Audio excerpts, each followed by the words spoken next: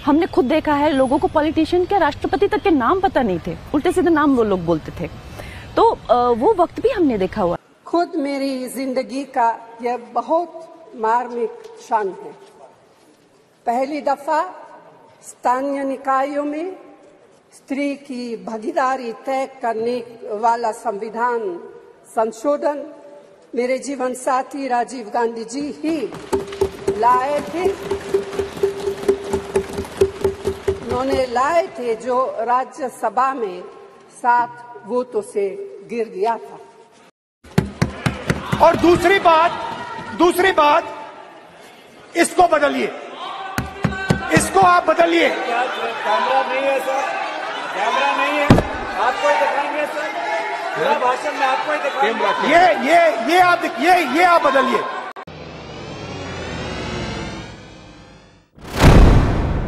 आदाब, मैं हूं मुमताज आलम रिजवी और इस वक्त मैं बात करूंगा महिला आरक्षण की। जी हां, जो कि लोकसभा से पास हो गया है, लेकिन इससे पहले जो पार्लियामेंट में बहस हुई है और अब जो बहस होगी, और कुछ ऐसे बयान सामने आए हैं जो बहुत ही चौंकाने वाले, कुछ ऐसे इंटरव्यूज, खासतौर से मैं कंगना रनावत की बात करूंगा। कंगना रनावत ने एक प्राइवेट न्यूज चैनल को इंटरव्यू देते हुए एक ऐसा बयान दिया है जो बहुत ही शर्मनाक है।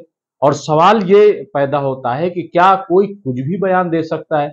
क्या कोई कुछ भी बोल सकता है? क्या उसको इतनी फ्रीडम है कि वो कोई भी बयान दे दे? कभी वो कह देती है कि 2014 के बाद देश आजाद हुआ है, और अब उन्होंने एक ऐसा बयान दिया है, कहा है कि 2014 से पहले तो कोई राष्ट्रपति को भी नहीं जानता था, यानी डॉक्टर एपीजे अब्दुल कलाम, जो न सिर्फ एक हिंदुस्तान बल्कि दुनिया के जाने माने साइंटिस्ट हैं और वो इस देश के राष्ट्रपति रहे हैं, सदर जमहूरिया रहे हैं। तो क्या वाकई उनको कोई नहीं जानता था? या इससे पहले जो और बड़े बड़े हमारे जो दानिश्वर हैं वो इस देश के राष्ट्रपति हुए हैं, क्या उनको कोई नहीं जानता?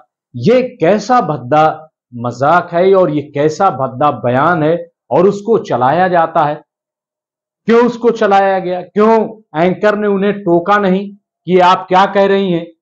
क्या 2014 से पहले एपीजे अब्दुल कलाम नहीं थे? कम से कम कलाम साहब का ही नाम ले लिया जाता। लेकिन एंकर ने भी बीच में टोका नहीं और उन्हें बोलने दिया गया।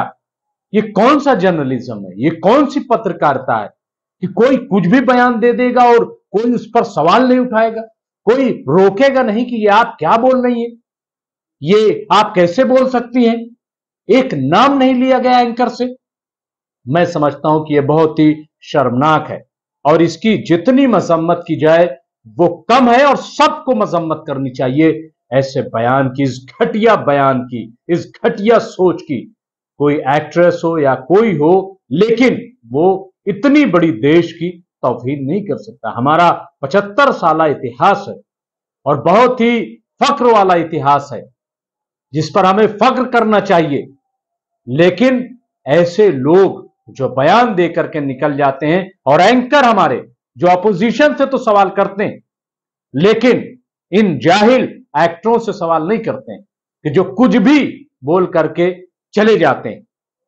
बहरहाल, तो मैं आपको यह बता दूं कि महिला आरक्षण बिल जो है वो लोकसभा से पास हो गया है और कुल 454 वोट पड़े हैं, सिर्फ 2 वोट नहीं पड़े, यानी तमाम जो पार्टियां हैं सब ने इस बिल का सपोर्ट किया है। मैं बार बार कह रहा हूं, बार बार ये भाजपा टीवी चैनलों पर देख लीजिए आप जाकर के, और गोदी मीडिया भी जो है इस चीज को फैला रहा है कि विपक्ष जो है विरोध कर रहा है, विपक्ष विरोध कर रहा है।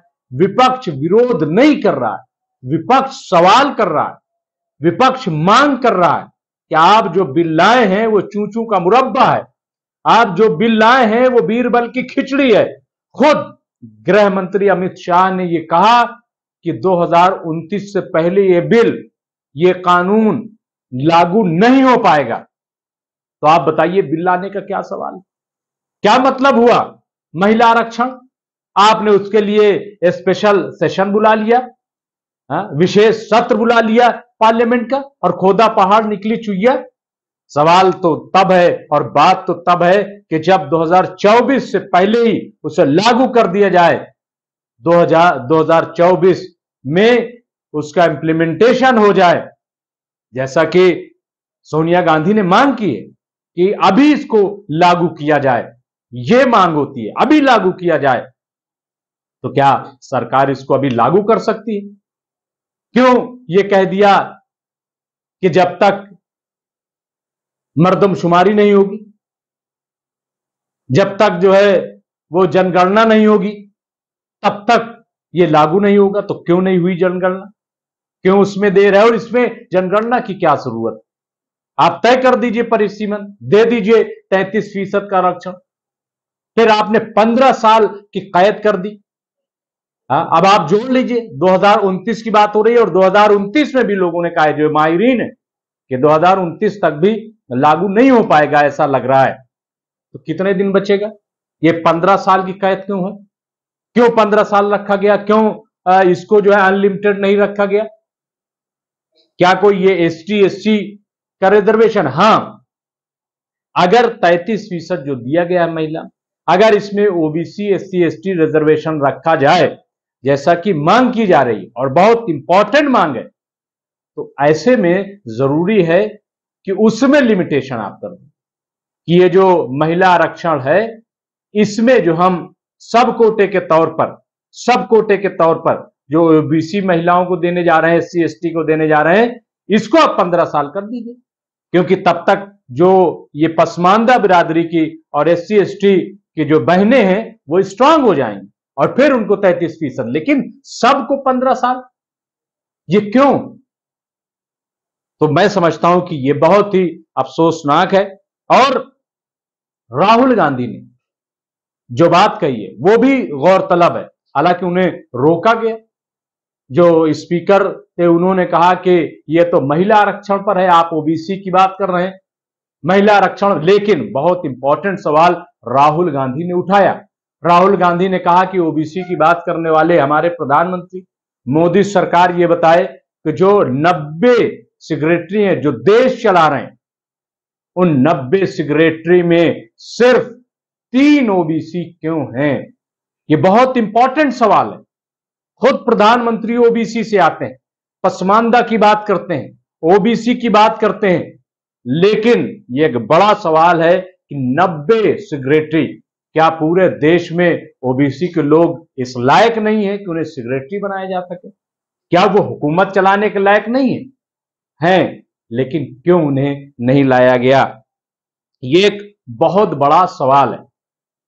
तो राहुल गांधी, सोनिया गांधी या और जिन लोगों ने ये सवाल उठाया, खुद उमा भारती ने, जो कि भाजपा की सीनियर लीडर है, जो मुख्यमंत्री रह चुकी है, उन्होंने ये बात कही है कि ओबीसी का जो आरक्षण है वो प्रावधान इसमें शामिल किया जाना चाहिए, ये लाया जाना चाहिए। और सबसे इंपॉर्टेंट बात, मैं जो हमेशा कहता हूं कि न जाने क्यों इतनी जल्दबाजी में, आपके पास 9.5 साल का वक्त था, आप चाहते तो इस पर मीटिंगें करते, इस पे बातचीत करते और एक बेहतरीन बिल आप महिला आरक्षण पर ला सकते थे। जो काम अब आप कर रहे हैं 9.5 साल बाद, और ये कह रहे हैं कि अभी लागू नहीं होगा, 2029 में लागू होगा, अगर ये आप अपनी पहली ही सरकार में ले आते तो आज वो महिला आरक्षण बिल लागू हो जाता। आप कह रहे हैं कि 27 साल में कांग्रेस ने क्या किया, तो सवाल यह है कि 9.5 साल में आपने क्या किया और अब कैसे ये हो जाएगा? बाकी चीजें तो आप बहुत तेजी से कर देते हैं, लेकिन जो भी आप काम करते हैं इतनी तेजी दिखाते हैं कि सोचते ही नहीं कि होगा कैसे, ये कैसे होगा, इसके फायदे क्या होंगे, इसके नुकसानात क्या होंगे, कुछ भी आप नहीं सोचते। आप किसी के साथ मीटिंग ऐसा लग रहा है कि नहीं करते, और आप बस या तो जो आपके साथ मीटिंग करते हैं उनकी हिम्मत नहीं होती कि वो आपको सही मशवरा दे सके, आपको सही बता सके कि ऐसा कीजिएगा तो ये होगा, ऐसा करेंगे तो गलत हो जाएगा। हाँ में हाँ, जी हुजूरी वाले लोग ही आपके साथ होंगे, तभी ऐसा हो रहा है। तो बहरहाल मैं समझता हूं कि ये जो है वो बहुत ही अजीब व गरीब है और इस पर सवाल बहरहाल उठेगा। महिला आरक्षण हो, इसकी सब मांग कर रहे हैं और लोकसभा से पास हो गया, ये बहुत अच्छी बात है, लेकिन फौरी तौर पर इसको लागू किया जाना चाहिए। मैं समझता हूं कि यह बहुत इंपॉर्टेंट है। सिर्फ ये कि इसको मास्टर स्ट्रोक कह देना कि ये बहुत बड़ा मास्टर स्ट्रोक हो गया, क्या महज बिल का लाना और इस तरीके से पास कर देना और ये कह देना कि 2029 तक लाग, तो पास होने का फायदा क्या होगा?